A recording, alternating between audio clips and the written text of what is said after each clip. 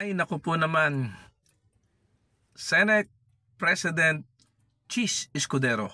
Senator Cheese, ano po ba talaga ang nangyayari?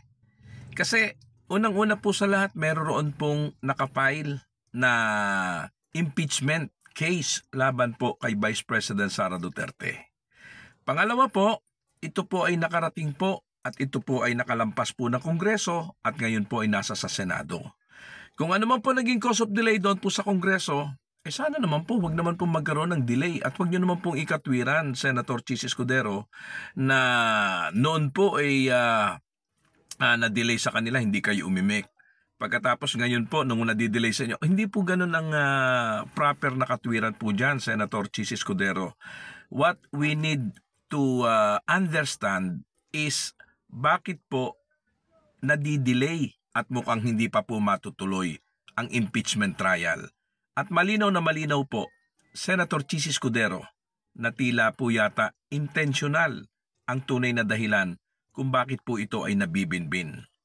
Senator Cheese Escudero, umaasa po sa inyo ang mamamayang Pilipino na kayo po ay kikilos po bilang isang Pangulo ng Senado, na kayo po ay kikilos ng patas at walang kinikilingan. Nais po naming malaman kung anong katotohanan.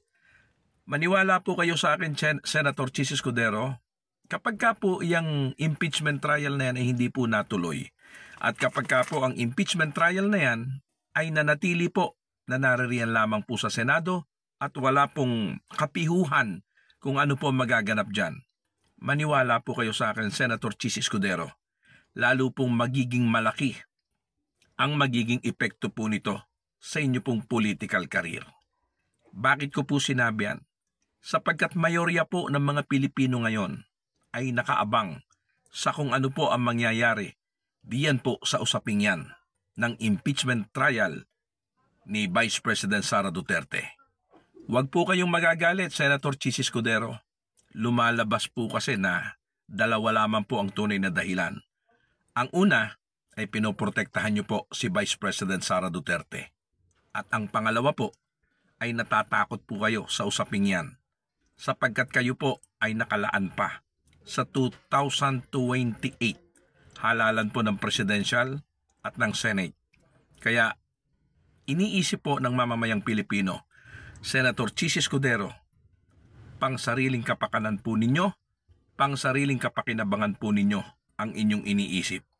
At hindi nyo po iniisip ang kalalagayan naming mga Pilipino na siya po ninyong pinaglilingkuran, na siya po ninyong dapat ay pinoprotektahan. Kaya sana po, Senator Cheese Escudero, matuloy po ang impeachment trial. Yun po lamang. At malaman po namin kung anong tunay na dahilan bakit po yan nabibinbin.